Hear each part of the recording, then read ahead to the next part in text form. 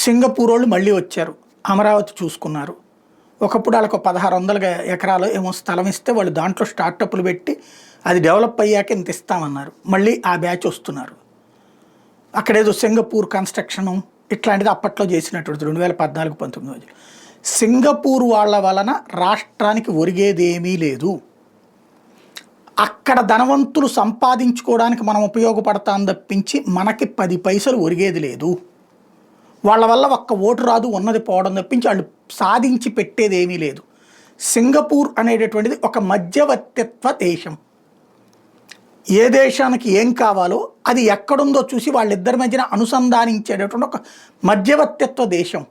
వాళ్ళ దేశంలో నిర్మాణాలు కూడా వాళ్ళ వల్ల కాదు. చైనా వాడు కడతాడు, లేకపోతే మలేషియా వాడు కడతాడు.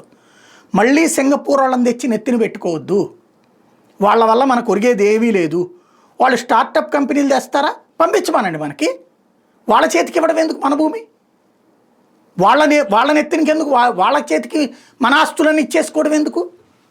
ఖచ్చితంగా ఇక్కడికి ఎవరినైనా ఇండస్ట్రీస్ని తెస్తారా, తెమ్మనండి. అవసరమైతే దానికి కమిషన్ ఇవ్వండి, 1% 2%.